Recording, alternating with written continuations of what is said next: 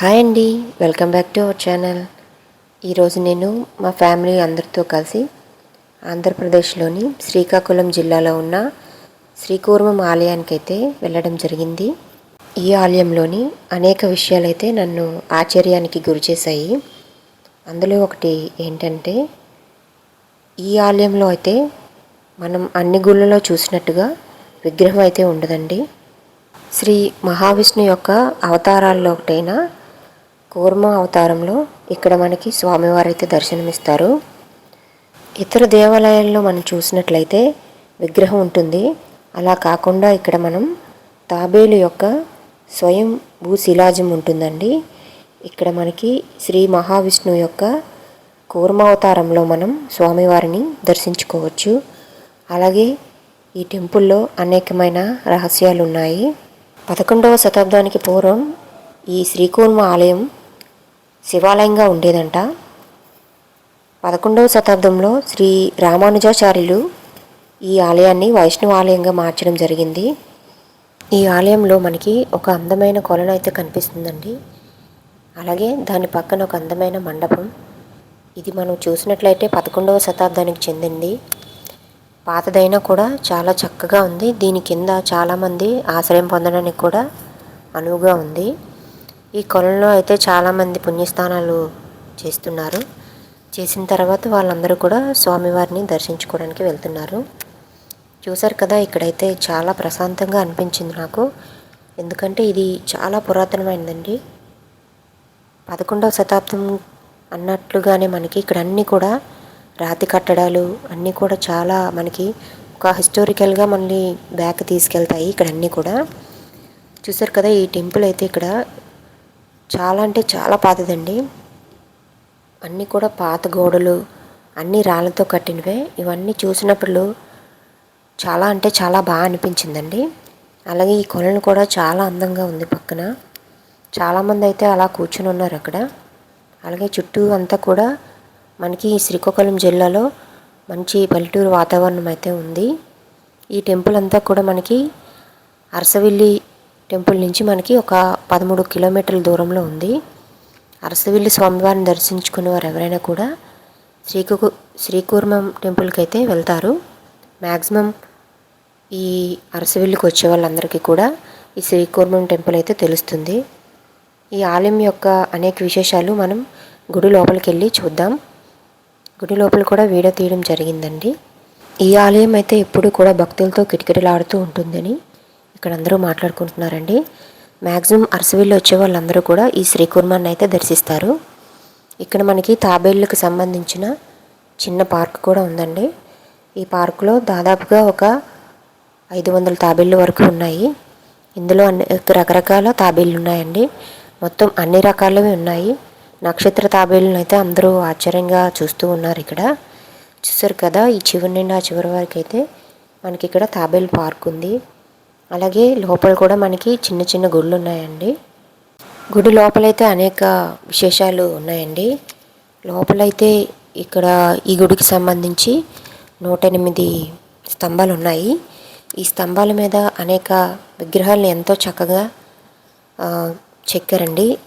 ఇది ఒరిస్సా మరియు ద్రావిడ శైలిలో ఈ శిల్పాలని ఇక్కడ చెక్కారంట. పైగా మనం ఈ టెంపుల్లో 2 ధ్వజస్తంభాలు అయితే కనిపిస్తాయి. ఈ స్తంభాలు కూడా చాలా పురాతనమైనవి. ఇప్పుడు మీరు చూస్తున్నైతే గుడి యొక్క లోపల అండి. చూసారు కదా, ఇది చాలా పాతది పురాతనమైన గుడి. 11వ శతాబ్దంలో అంటే మీరు ఇంకా ఎన్నో సంవత్సరాలు అయింది. మనకు కూడా తెలుసు, దాదాపుగా ఒక 1000 సంవత్సరాలు దాటిపోయింది. సో చూసారు కదా, ఈ స్తంభాలన్నిటి మీద కూడా ఎంత చక్కగా అయితే ఇవన్నీ కూడా చెక్కారో. మొత్తం ఇక్కడ 108 స్తంభాలు ఉన్నాయండి. అన్నిటి మీద కూడా చాలా చక్కటి శిల్పాలను అయితే చెక్కారు. అలాగే ఇక్కడ మనకి ఈ శిల్పాల్లో భాగంగా నేనైతే ఏనుగు బొమ్మలను అయితే చూసానండి. అవి ఎంత బాగున్నాయంటే చక్కగా, మరి అంటే ఆ టైంలో కూడా ఇంత బాగా ఎలా చేశారని అనిపించింది. పర్ఫెక్ట్గా ఉన్నాయి. మళ్ళీ అన్ని చిన్న చిన్న విగ్రహాలు చాలా అందంగా చాలా బాగా చెక్కారు. మీరైతే వీలైతే ఎప్పుడైనా అరసవిల్లి వెళ్ళినట్లయితే అలాగే ఈ టెంపుల్ కూడా వెళ్ళండి. చాలా పురాతనమైన టెంపుల్, అలాగే మనం తప్పకుండా చూడాల్సిన టెంపుల్. చూసారు కదా, గుడి లోపల మొత్తం అన్నీ కూడా స్తంభాలే. మొత్తం 108 స్తంభాలు ఉన్నాయండి. అలాగే లోపల చిన్న చిన్న గుళ్ళు కూడా ఉన్నాయి. ఇక్కడ మనకి ఇది బ్యాక్ నుంచి పెట్టారు డోర్. ఈ లోపల కొంతమంది ఉన్నారండి, లేడీస్ బొట్లు అవి పెడుతూ ఉన్నారు. ఇక్కడ చూసారు కదా, గోడల మీద అయితే చక్కగా మంచి పెయింటింగ్స్ ఉన్నాయి. దగ్గరికి వెళ్ళడానికి అవ్వలేదు, లేకపోతే చూపించేదాన్ని. ఇక్కడ కొంతమంది ఇలా బొట్లు కూడా పెట్టారు మాకు. చూసారు కదా, ఈ గోడలు మొత్తం కూడా మంచి మంచి పెయింటింగ్స్ ఉన్నాయి. అన్నీ కూడా విష్ణువు యొక్క అన్ని అవతారాలకు సంబంధించిన అన్ని పెయింటింగ్స్ అయితే ఇక్కడ ఉన్నాయి.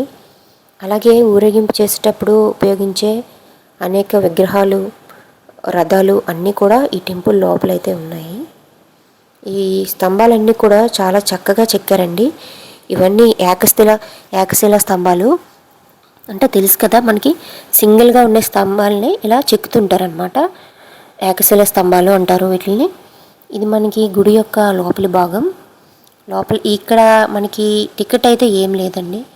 ఈ టెంపుల్లో అసలు టికెట్ అనేది ఎక్కడ లేదు. మొత్తం అంతా కూడా మనం నార్మల్గా వెళ్ళి చూసుకోవచ్చు.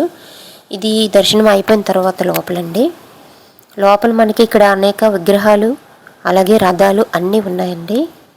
ఇక్కడ చాలామంది విదేశీ భక్తులు కూడా ఉన్నారు. వాళ్ళు చాలాసేపు భజనలు అయితే చేశారు. మేము అవి కూడా చాలాసేపు చూస్తూ ఉన్నాము. నేను ఇందాక చెప్పాను కదండి, ఇంకోటి ఇవన్నీ కూడా చాలా పాత విగ్రహాలు. ఇక్కడ రథాలు అన్నీ కూడా పెట్టారు. ఇవన్నీ వీటన్నిటికీ కూడా ఎంతో చరిత్ర ఉంది. అవన్నీ చెప్పేంత టైం కూడా లేదు. సో నేను నార్మల్గా ఇవైతే విగ్రహాలు అయితే చూపిస్తున్నాను.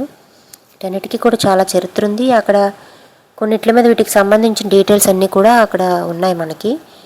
మీరు వెళ్ళినప్పుడు ఎవరికైనా ఇంట్రెస్ట్ ఉంటే అవన్నీ కూడా చూడొచ్చు. చూసారు కదా, స్తంభాల మీద కూడా మనకి ఇక్కడ అన్నీ రాసిపెట్టి ఉన్నాయి.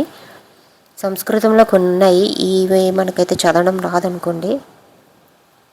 చూసారు కదా, ఇవన్నీ కూడా ఈ దేవునికి సంబంధించినవే.